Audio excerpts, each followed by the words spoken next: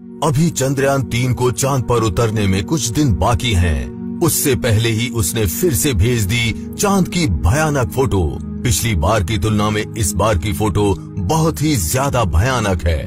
यहाँ तक कि इसने एक मैसेज भी भेजा है जिसमें सीक्रेट कोड में बात कही गई है। ये तो आपको पता ही है कि चंद्रयान-3 का प्रोपल्शन मॉड्यूल उसके लैंडर से अलग हो गया है। लैंडर अब लैंडिंग करने के लिए आगे बढ़ गया है, लेकिन चंद्रयान-3 के अंदर लगे एडवांस कैमराज ने चांद की ऐसी फोटो कैप्चर कर ली जिस पर वैज्ञानिकों को भी यकीन नहीं हो रहा है। चांद की फोटो ने जितना वैज्ञानिकों को हैरान नहीं किया, उससे ज्यादा हैरान उसके एक मैसेज ने कर दिया। यहाँ तक कि नासा को भी यकीन नहीं हो रहा है। चंद्रयान-3 ने कौन सी फोटोज भेजी हैं, ये देखने से पहले आप ये जान लीजिए कि आज चंद्रयान-3 की क्या स्थिति है। दोस्तों, चंद्रयान-3 जब से चांद की तरफ निकला है तब से लेकर अब तक लगातार चांद के बारे में रहस्यमयी खुलासे करता जा रहा है। 17 अगस्त के दिन दोपहर 1:15 पर प्रोपल्शन मॉड्यूल वाला भाग विक्रम लैंडर से अलग हो गया था। उस समय विक्रम लैंडर ने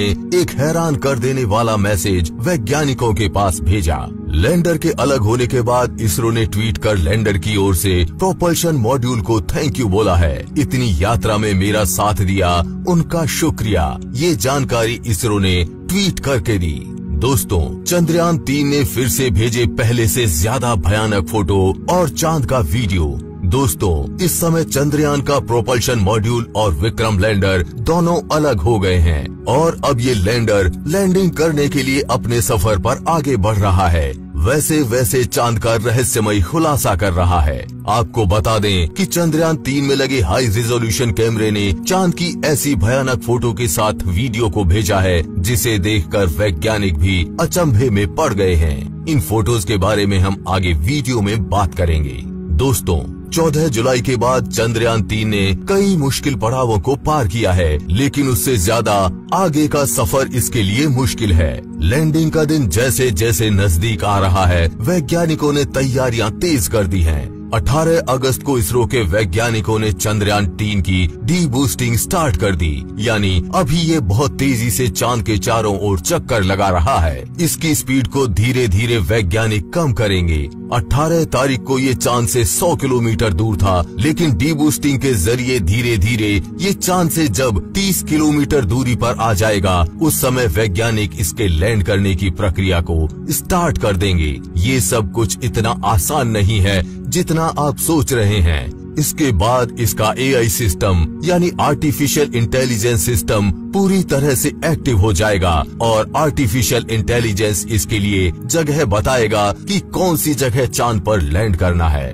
इसमें लगा आर्टिफिशियल इंटेलिजेंस इसमें लगे सेंसर्स और कैमरों के माध्यम से जानकारी लेता रहेगा और उसी जानकारी के माध्यम से वो तय करेगा कि उसे लैंडिंग कहां पर करनी है। एक प्रकार से आप कह सकते हैं कि इसके अंदर लगा AI सिस्टम इसके लिए इंसानी दिमाग की तरह काम करता है। यदि चंद्रयान-3 का लैंडर विक्रम किसी असुरक्षित जगह यानी किसी गड्ढे या फिर ज्यादा ऊबड़ खाबड़ सतह पर लैंडिंग करने वाला होगा, तो उसमें लगा ये सिस्टम उसे उस जगह से दूसरी जगह ले जाकर सुरक्षित लैंडिंग करवाएगा।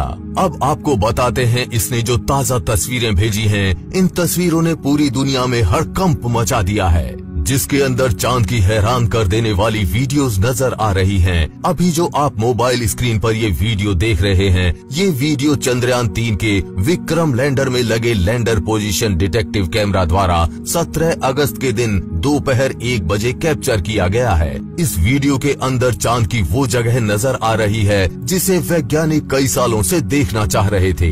यहाँ पर चांद की ऊबड़ खाबड़ सतह को साफ तौर पर देखा जा सकता है और चांद की धरती पर मौजूद गड्ढे भी आपको दिखाई दे रहे होंगे।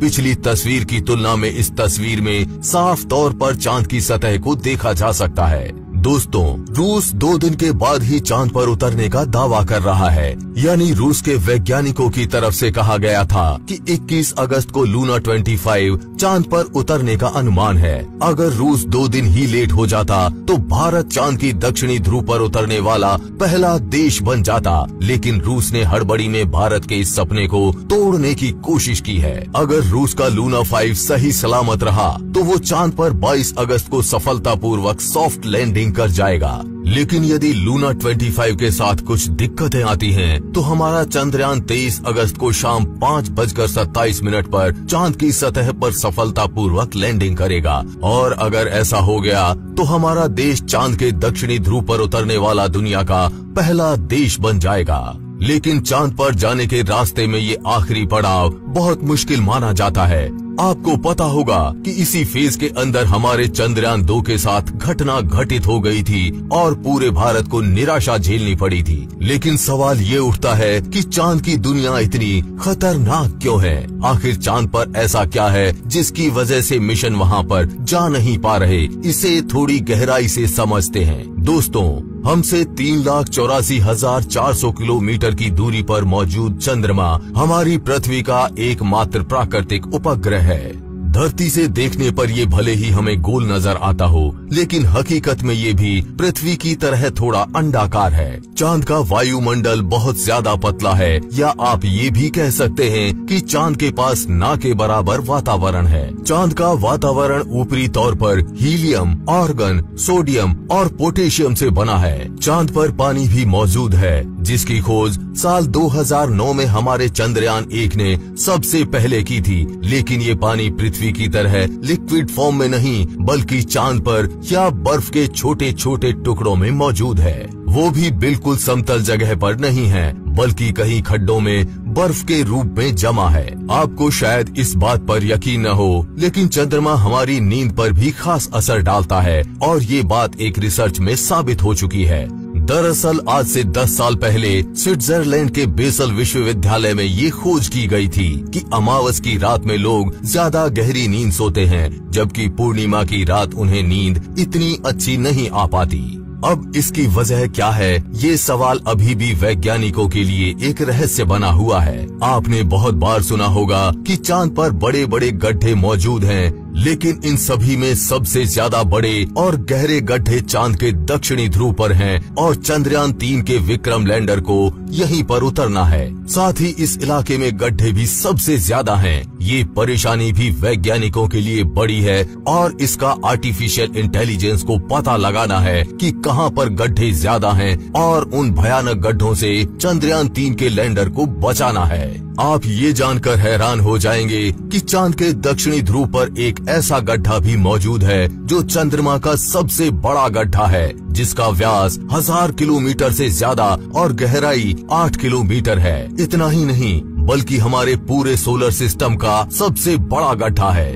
दोस्तों, चांद के दक्षिणी ध्रुव को सिर्फ ये गड्ढे ही इतना खतरनाक नहीं बनाते, बल्कि बेहद ठंडा तापमान भी इस जगह के भयानक होने की एक बड़ी वजह है। असल में इस इलाके में कभी भी धूप नहीं पड़ती, जिसके चलते यहाँ कुछ हिस्सों का तापमान -50 डिग्री सेल्सियस तक पहुँच जाता है। ऐसे में कोई नहीं जानता कि यहाँ कौन से रहस्य छुपे हुए हैं। वैज्ञानिकों का अनुमान है कि चांद के इन गड्ढों के नीचे बेशुमार पानी हो सकता है, या फिर हो सकता है कि यहाँ हमें कुछ ऐसा मिल जाए जिससे ये पता चले कि दूसरे प्राकृतिक संसाधन जैसे सोडियम, मरकरी, मीथेन और अमोनिया का खजाना यही है। यही वजह है कि हमारे इसरो के वैज्ञानिक ने अपने चंद्रयान 3 को चांद के इस खतरनाक इलाके में भेजने का रिस्क उठाया है। लेकिन सवाल ये उठता है कि रूस और अमेरिका तो आज से करीब 50 साल पहले ही चांद पर पहुंच गए थे, पर उन्होंने चांद के इस इलाके में खोजने में दिलचस्पी क्यों नहीं दिखाई? क्या इसके पीछे कोई ऐसी वजह है जो हमसे छुपाई गई है? असल में दोस्तों, इस विषय पर दुनिया भर में कई सारी थ्योरीज मौजूद हैं, जिसमें कुछ थ्योरीज को खुद नासा के एस्ट्रोनॉट्स ने ही जन्म दिया है। 1969 और 1972 के बीच अपने अपोलो प्रोग्राम के तहत नासा ने कुल 12 अंतरिक्ष यात्री यानी एस्ट्रोनॉट वैज्ञानिकों को चांद पर भेजा था, और उनमें से कई एस्ट्रोनॉट्स चांद की अंधेरी दुनिया के बारे में हैरान कर देने वाला खुलासा कर चुके हैं। कुछ ने तो चांद पर एलियंस के मौजूद होने की बात भी कही थी, और लोग कहते हैं कि नासा ने 1972 के बाद अब तक इसीलिए कोई मून मिशन नहीं भेजा, क्योंकि उसको चांद की दुनिया के ये गहरे राज पता चल गए थे।